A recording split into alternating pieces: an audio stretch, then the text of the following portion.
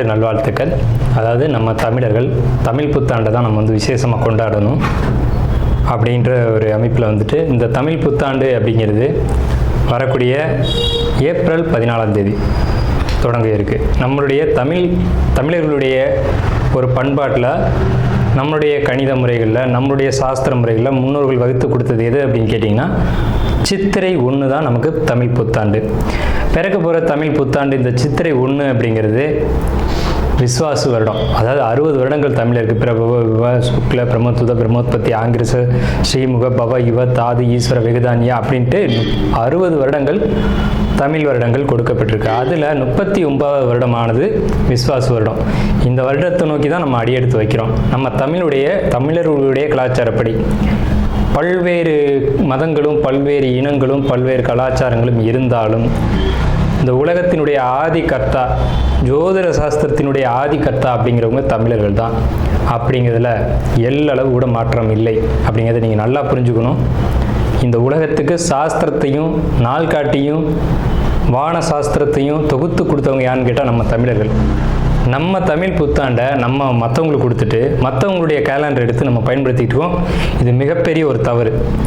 இந்த இடத்துல நம்மளுடைய தமிழ் புத்தாண்டை நம்ம பின்பற்றணும்னு சொல்லி ஒரு வேண்டுகோளை நம்ம வச்சுட்டு இந்த தமிழ் புத்தாண்டு எப்படி இருக்குது அப்படிங்கிற அமைப்பையும், தமிழ் புத்தாண்டு என்ன, தமிழ் புத்தாண்டுடைய சிறப்புகளையும் நம்ம வந்து பேசுவோம்.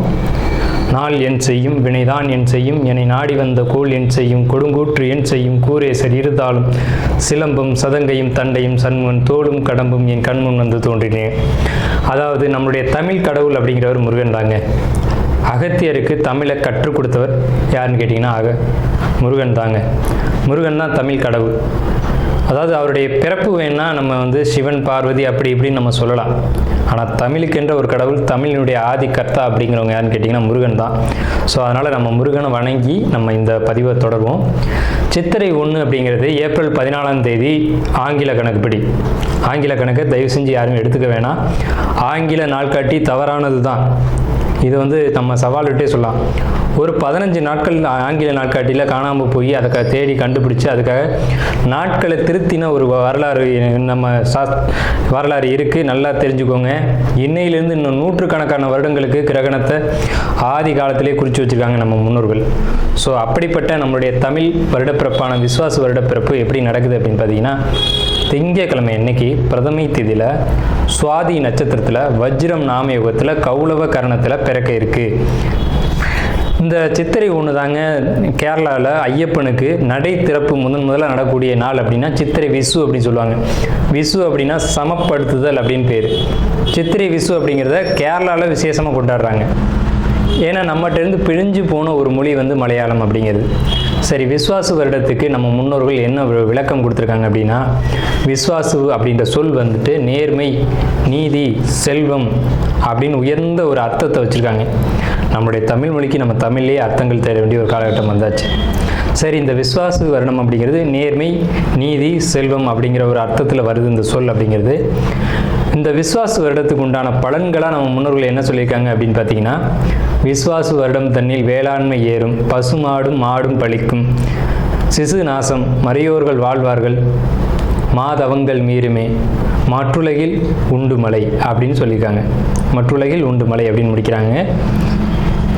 இதனுடைய அர்த்தம் என்னன்னு கேட்டிங்கன்னா, இந்த வருடம் விஸ்வாசு வருடம் அப்படிங்கிறது ஒவ்வொரு 60 வருடங்களுக்கு ஒரு முறை 39 ஆண்டாக பிறக்கக்கூடிய இந்த விஸ்வாசு வருடமானது வருகின்ற காலகட்டத்தில் எல்லாம் வேளாண்மை உயரும் அப்படின்னு சொல்லியிருக்காங்க. பசு மாடும் பழிக்கும் அப்படின்னா நம்மளுடைய பசுமாடுகள் அப்படிங்கிறது நல்ல ஒரு முன்னேற்றத்தை அடையும். மாடு ஆடுகளுக்கு ஒரு நல்ல தீவனங்கள் கிடைத்து அதுவும் நல்ல செழித்து வரும். ஆதி காலத்தில் வந்து மாடை தான் செல்வமாக குறிப்பிட்டிருக்காங்க. இன்றைக்கி வந்து பணம் அப்படின்ற ரூபாய் தாள்களை நம்ம வந்து பணமாக குறிப்பிட்றோம். ஒரு முன்னோர்கள்லாம் வந்து மாடு எவ்வளோ இருக்குது, மாட்டினுடைய அந்த குப்பை வந்து வேஸ்ட்டெல்லாம் எங்கே ஒரு மனிதன் வந்து எங்கே சேகரிக்கிறானோ அதை போய் முதல்ல பார்ப்பாங்கங்க. அதை வச்சு தான் அவனுடைய செல்வம் என்னன்றதை குறிப்பிட்டு பொண்ணு கொடுக்குறதா இருக்கட்டும், பொண்ணு எடுக்கிறதா இருக்கட்டும், இதெல்லாம் நம்முடைய மரபில் இருந்து வந்த ஒரு விஷயம். ஸோ அப்போ இத்தனை மாடுகள் இருந்தால் தான் அவன் செல்வந்தன் அப்படின்ற ஒரு கான்செப்ட் வந்து முன்னோர்கள் நமக்கு காமிச்சிருக்காங்க. அப்படிப்பட்ட பசுமாடுகள் மாடும் பழிக்கும் அப்படின்ற ஒரு வார்த்தையை வந்து அங்கே குறிப்பிட்டிருக்காங்க. சிசு நாசம் அப்படின்ற வார்த்தையை சொல்கிறாங்க. மறையோர்கள் வாழ்வார்கள். மறையோர்கள்னால் யாருன்னு கேட்டிங்கன்னா சமுதாயத்தில் முக்கியமாக இருக்கக்கூடிய பெரியவங்க, மற்றவங்களுக்கு வழிகாட்டக்கூடியவங்க வாழ்வாங்க அப்படின்றத சொல்லியிருக்காங்க. மாதவங்கள் மீறுமே அப்படின்ற ஒரு வார்த்தையும் வருது. மாதவங்கள் மீறும் அப்படின்னா ஒழுக்கக்கேடான செயல்பாடுகளில் மனிதர்கள் நடக்க வேண்டிய காலகட்டங்கள் வரும். ஒழுக்கக்கேடுனா என்னங்க? இந்த விரல் தான் ஒழுக்கக்கேடு. இந்த ஒற்றை விரல் தான். இந்த விரலை வச்சு தான் நம்ம பட்டன் அமுக்கிறோம், காசு வாங்கிட்டு அமுக்கிறோம். இதுதான் மாதவங்கள் மீறுமே அப்படின்றது. ஸோ அந்த மாதிரிலாம் இல்லாமல் மனசாட்சிக்கு துரோகம் செய்யாமல் யார் நீதி பரிபாலனம் செய்வாங்க அப்படின்றத தெரிஞ்சு சரியான வாக்களித்து நல்ல தலைவனை தேர்ந்தெடுக்க வேண்டிய காலகட்டங்கள் அப்படிங்கிறத இங்கே மறைமுகமாக இந்த விசுவாச வருடத்தினுடைய வெண்பா பாடல் அப்படிங்கிறது நமக்கு சுட்டி காட்டுது. இந்த சித்திரை வருட பிறப்பானது மகர லக்னம்னு சொல்லக்கூடிய சர லக்னங்களில் விழுகுது. எப்படின்னு கேட்பீங்க? தமிழனுடைய கணக்குப்படி சூரியன் எப்போது கிழக்கு வானில் உதிக்கிறதோ அதுதான் லக்னம். ஸோ சித்திரை மாதம் 1ஆம் தேதியானது உதிக்கக்கூடிய நேரம் அப்படிங்கிறது கிழக்கு வானத்தில் சூரியன் உதிக்கக்கூடிய அந்த டைம் அப்படிங்கிறது 2:22 அதிகாலை மணி 2:22க்கே சூரியன் கிழக்கு வானத்தில் உதிச்சிடறார். அப்போ அது லக்னமாக போட்டுக்கணும், இந்த வருடத்தினுடைய பிறப்பு லக்னமாக போட்டுக்கணும். ஸோ அப்படி நம்ம போடும்போது மகர லக்னம் சர லக்னத்தில் விழுகுது. முன்னோர்கள் சித்திரை 1ஆம் தேதி அப்படிங்கிறத கண்டறிஞ்சு அந்த 1ஆம் தேதி தொடங்கக்கூடிய லக்னத்தை கண்டறிஞ்சு அதுக்கான பலன்களை பஞ்சாங்கங்களில் எழுத ஆரம்பிச்சிருக்காங்க. ஸோ அதன் அடிப்படையில் சர லக்னமான மகர லக்னத்தில் இந்த புத்தாண்டு அப்படிங்கிறது பிறகுது. இது ஒரு விசேஷமான ஒரு விஷயந்தான். ஏன் அப்படின்னு கேட்டிங்கன்னா, அந்த மகர லக்னத்துக்கு அதிபதியான சனி பகவான் ஒரு பலமான ஒரு நிலையில் வருடப்பிறப்பின் போது இருப்பாங்க அப்படிங்கிற ஒரு விசேஷமான ஒரு அமைப்பில் இந்த வருடப்பிறப்பு அப்படிங்கிறது விஸ்வாச வருடம் பிறக்கின்றது. ஸோ இந்த விஸ்வாச வருடம் பிறக்கும் போதே நமக்கு ஒரு நல்ல செய்தி கிடைச்சாச்சு, இந்த வருடம் நன்றாக இருக்க போகுது அப்படிங்கிற ஒரு விஷயம். சரி, இதை சித்திரை மாதம் தான் நீங்கள் தமிழருடைய கலாச்சாரம் அப்படின்னு சொல்லிங்களே, இதுக்கு ஏதாவது ஆதாரம் இருக்கா அப்படின்னு கேட்டிங்கன்னா கண்டிப்பாக இருக்கிறது. புறநானூறு அப்படின்ற ஒரு தமிழ் இலக்கியம் இருக்குது. அதில் போய் தேடி பார்த்தீங்க அப்படின்னா தலைநாள் பூத்த பொன் இனர் வேங்கை அப்படின்ற சொல்லும், கனிவேங்கை நன்னாளே நாடி மலர்தலால் அப்படின்ற வார்த்தை வரும். அதாவது சித்திரை மாதத்தில் பூக்கள் அதிகமாக பூத்து குலுங்கும். அதனால தலைநாள் அப்படின்ற சொல்ல யூஸ் பண்ணுறாங்க. தலைநாள்னா முதல் மாதம் அப்படின்னு, தலை மாதம் கடை மாதம் அப்படின்னு பிரிக்கிறாங்க. கனிவேங்கை நாடி மலர்தலால், கனிவேங்கை நல்லான் நாடி மலர்தலால், அந்த பூக்கள் பூக்கிறதுனால அந்த கனிவேங்கை மாதம் அப்படிங்கிறதையும் தலைநாள் பூத்த பொன் இனர் வேங்கை அப்படின்ற சொல்லும் புறநானூறு அப்படின்ற இலக்கியத்தில் தமிழ் மாதம் முதல் மாதம் சித்திரை மாதம்ன்ற குறிப்பீடு அங்கே இருக்குது. சரிங்களா? வண்ண மலர்கள் பூத்து குலுங்கக்கூடிய ஒரு பொன்னான மலர்கள், பொன் போன்ற மலர்கள்.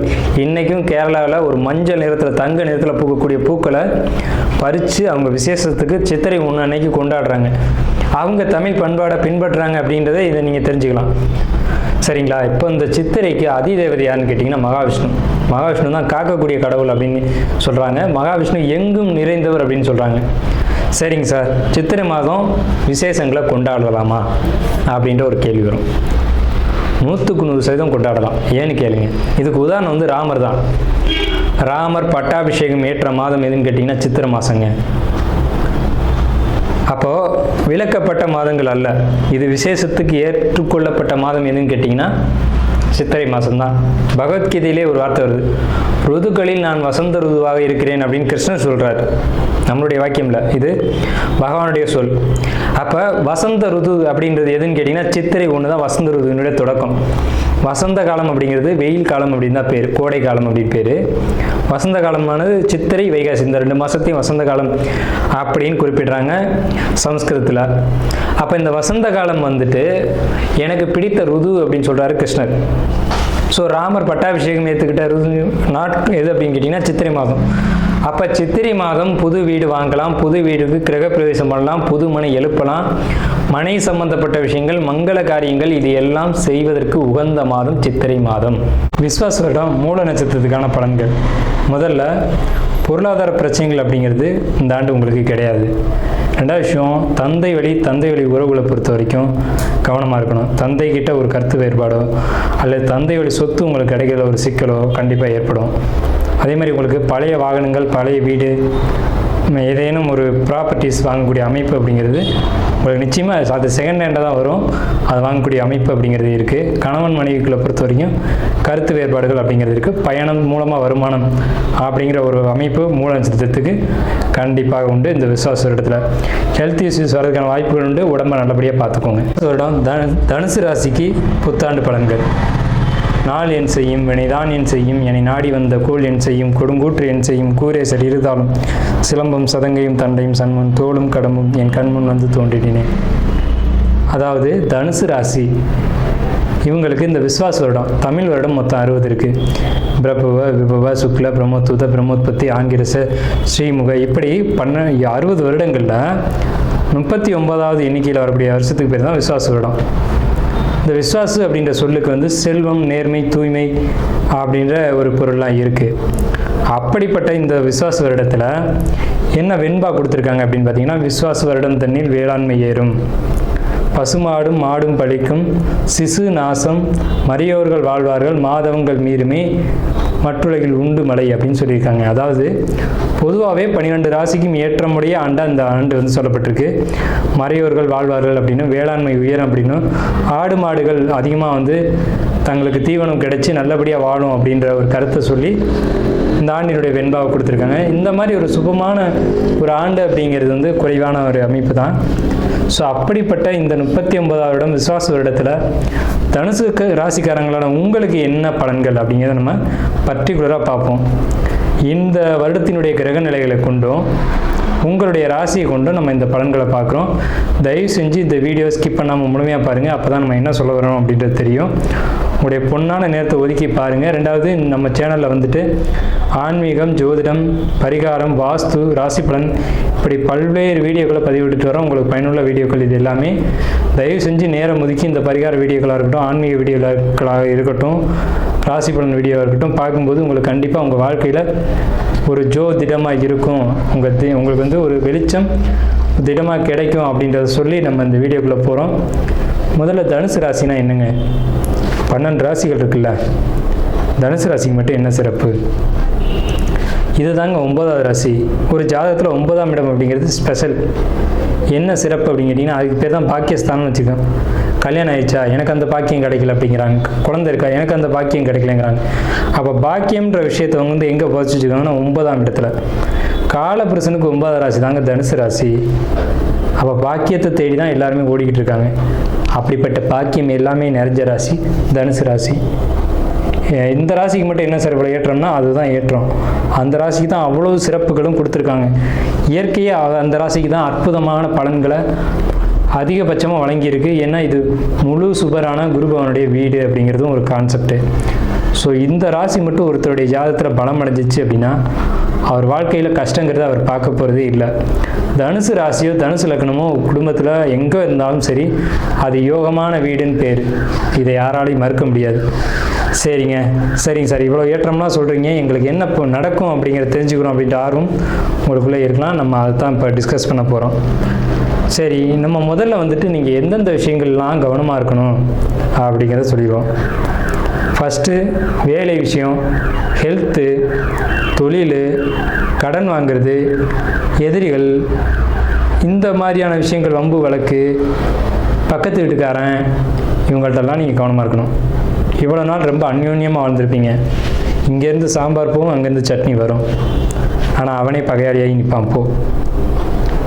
சகோதர வழி உறவுகளும் பங்காளிகளும் அதே மாதிரி எழுத்து சம்மந்தப்பட்ட விஷயங்களும் டாக்குமெண்ட்டு பிரச்சனையும், எனக்கும் என் தம்பிக்கும் சொத்தை பிரிக்கலை சார், பிரிச்சிருங்க உடனடியாக, இல்லையா அந்த விசுவாச வருடம் முடிஞ்சு தான் பிரிக்கிற மாதிரி ஆகும்.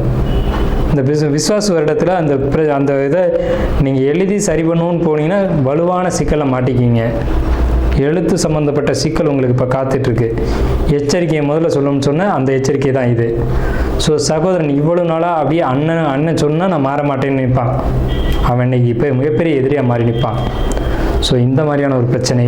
ஏன்னா 3ஆம் இடத்து ராகு அப்படிங்கிறது சகோதரனே பயங்கர திருடனாக மாறுறது, தில்லாலங்கரியாக மாறுறது அப்படிங்கிற ஒரு அமைப்பு உங்களுக்கு இந்த காலகட்டத்தில் உருவாகும் அப்படிங்கிறத இந்த கால அமைப்பு அப்படிங்கிறது சுட்டி காட்டுது.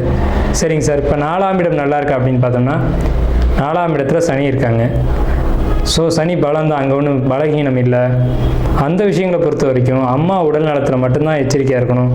அவங்களுக்கு ஏதாவது உடல் ரீதியாக பாதிப்புகளை ஏற்படுத்தும் அப்படிங்கிற ஒரு விஷயம் தானே தவிர, பழைய வீடுகள் வாங்கக்கூடிய யோகம் உண்டு, வாகனங்கள் செகண்ட் ஹேண்டில் வாங்கக்கூடிய யோகம் உண்டு, கண்டிப்பாக வாங்குவீங்க. கணவன் மனைவி உறவை பொறுத்த வரைக்கும் சின்ன சின்ன கருத்து வேறுபாடுகள் இருக்கும். நீங்கள் கரெக்டாக தான் நடத்துவீங்க. வாழ்க்கை துணை அப்படி இருக்கணும்னு நீங்கள் இறக்கி விடாதில்ல. அவங்களுக்கு 1000 டென்ஷன் இருக்கும், எங்கே காட்டுறதுன்னு தெரியாமல் உங்கள்கிட்ட காட்டிகிட்டு இருப்பாங்க. ஸோ இது இயற்கை தான். இது நம்ம பெருசாக எடுத்துக்கணும் அப்படின்ற அவசியம் இல்லை. தந்தையை பொறுத்த வரைக்கும், தந்தையோட உடல் ஆரோக்கியத்தை பொறுத்த வரைக்கும் தலை சார்ந்த இடங்களில் நரம்பு சம்பந்தப்பட்ட பாதிப்புகளை ஏற்படுத்தக்கூடும் அப்படிங்கிற ஒரு அமைப்பு இருக்குது. கணவன் மனைவிக்குள்ளே நீ பெரியவனா நான் பெரியவனா இன்றைக்கே முடிவு செய்யணும் அப்படிங்கிற ஒரு அமைப்பெல்லாம் இந்த தனுசு ராசிக்கு இந்த காலகட்டத்தில் நடக்கக்கூடிய அமைப்புகள் அப்படிங்கிறது இருக்குது. முதல்ல யார் பெரியவங்க அப்படின்றத முடிவு செய்யறதுக்கு முன்னாடி உங்களுக்கு இந்த காலகட்டத்தில் வம்பு வழக்கு எது வந்தாலும் சமாளிக்கக்கூடிய திறமைகள் இருக்குது. ஏன்னு கேட்டிங்கன்னா ராசி அதிபதி குருவே பார்க்குறாரு. ஸோ உங்களுக்கான அமைப்பு அப்படிங்கிறது ரொம்ப சிறப்பாக இருக்குது. 1000 பிரச்சனைகள் இருந்தாலும் அதை இறைவன் அருளால் விலக்கி நல்ல ஒரு வழியில் பயணிக்கலாம் அப்படின்ற ஒரு அமைப்பு இருக்குது. டாக்குமெண்ட் வழியில் பிரச்சனைகள் காத்துக்கிட்டு இருக்குது, அதில் பொறுத்த வரைக்கும் கவனம். தந்தை வழி ப்ராப்பர்ட்டிஸை பொறுத்த வரைக்கும் விஸ்வாச வருடத்தில் அது ஒரு சிக்கலை கொடுக்க தான் செய்யும். திடீர் தொழில் வரவு, திடீர் தன வரவுகள் இருக்குது. பொருளாதாரம் சிறப்பாக இருக்கும். இந்த ஆண்டு தனுசு ராசியை பொறுத்த வரைக்கும் பொருளாதாரத்துக்கு பற்றாக்குறை இல்லை. பெரிய அமௌண்ட்டு உங்கள் கைக்கு வரும். அது உங்களுடைய அமௌண்ட்டு உங்களுக்கு தேவையான அமௌண்ட்டு உங்களை தேடி வரும். எதையுமே சரின்னு பட்டால் மட்டும்தான் நீங்கள் செய்வீங்க. ஸோ சரியான விஷயங்களையே செய்யுங்க, சரியான ஒரு வெற்றி உங்களுக்கு கிடைக்கும். சகோதர வழி கருத்து வேறுபாடு அப்படிங்கிறது நிச்சயமாக இருக்குது. தொழிலில் நேர்மையாக செய்யணும், இல்லைன்னா தொழிலில் பாதிப்பு வரும். தொழிலை பொறுத்த வரைக்கும் நேர்மையான வழியில் தான் செய்யணும் அப்படின்ற ஒரு அமைப்புக்கு கொஞ்சம் நேர்மை தவறி நடந்தால் கூட அது பாதிப்பை ஏற்படுத்தும். லாபம் இருக்கா சார்னு கேட்டிங்கன்னா கண்டிப்பாக லாபம் இருக்குது. அதே மாதிரி ஜாப்பில் எச்சரிக்கைன்னு நம்ம முன்னாடியே சொல்லிட்டோம். ஜாப்பில் பெண்களால் தொந்தரவுகள் நிச்சயமாக உண்டு. இப்போ ஆண்கள் வேலை செய்கிறீங்கன்னா இன்னொரு ஆண்கள் இருந்தால் பிரச்சனை இல்லை. அதே இடத்துல ஒரு லேடிஸ் இருந்தால் ஆண்களை பொறுத்த வரைக்கும் கவனமாக இருக்கணும். பெண்கள் வேலை செய்கிறீங்கன்னா உங்களுக்கு மற்றொரு பெண்ணால் பிரச்சனைகள் உண்டு. ஸோ தனுசு ராசிக்காரங்களை பொறுத்த வரைக்கும் என்றைக்குமே நான் சொல்கிறேன், பெண்களால் மட்டும்தான் பிரச்சனை வரும். அது ஆணாக இருந்தாலும் சரி, பெண்ணாக இருந்தாலும் சரி. மனைவி வெளியில் விரயங்கள் ஏற்பட வாய்ப்பு உள்ளது. ஹெல்த்து சம்மந்தப்பட்ட உடல் ரீதியில் கவனம் தேவை. தாயார் உடலில், தாயாருடைய ஹார்ட்டு சம்மந்தப்பட்ட இடங்களில், இருதயம் சம்மந்தப்பட்ட இடங்களில் ரொம்ப எச்சரிக்கையாக இருக்கணும். தலை சம்மந்தப்பட்ட பகுதியிலையும் கவனமாக இருக்கணும். கொழுப்பு சம்மந்தப்பட்ட பாதிப்புகள் தாயாருக்கு ஏற்பட வாய்ப்பு உள்ளது. ஸ்ட்ரோக் மாதிரியான விஷயங்கள், அந்த மாதிரியான அமைப்புகள் ஏற்பட வாய்ப்பு இருக்குது. குழந்தை அமைப்புக்காக இயங்கிட்டு கூடிய தனுசு ராசியை பொறுத்த வரைக்கும் சற்று தாமதமாகும். சார் ஆல்ரெடி ஒரு பையன் இருக்கான் சார், இன்னொரு பொண்ணு வேணும் சார் அப்படியும் கேட்கக்கூடிய தனுசு ராசிக்கு இந்த ஆண்டு காத்திருங்கள்.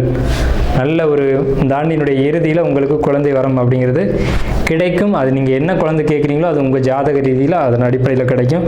உங்கள் ஜாதகத்தை முழுமையாக பார்த்து பயன் எடுத்துக்கோங்க.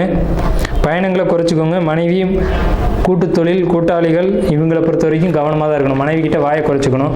கணவனாக இருந்தாலும் வாயை குறைச்சிக்கணும். என்னன்னு கேட்கறதுக்குள்ள பிரச்சனை ஆகிடும். ஸோ கணவன் மனைவி கூட்டு தொழிலாளர்கள் நண்பர்கள் இவங்களை பொறுத்த வரைக்கும் தனுசு ராசிக்காரங்களே விட்டு கொடுத்து போங்க, வாழ்க்கை சிறப்பாக இருக்கும். ஸோ இவ்வளவு தூரம் நம்ம தனுசு ராசிக்கான சிறப்பான பலன்களை பார்த்துருக்கோம். ஸோ ஒரு 70% மேலே தனுசு ராசிக்கு நல்ல பலன்கள் இருக்குது. ஒரு 30% நம்ம நெகட்டிவாக சொல்லியிருக்கோமே, இதுக்கு என்ன தீர்வு அப்படின்னு கேட்டிங்கன்னா, உங்களுக்கு பெருமாள் வழிபாடு இந்த காலகட்டத்தில் சிறப்பான நற்பலன்களை வழங்கும் அப்படிங்கிறத கூறி நம்ம தனுசு ராசிக்கு உண்டான பலன்களை நிறைவு செய்வோம். தனுசு ராசிக்கு நன்றிகளும் வாழ்த்துக்களும்.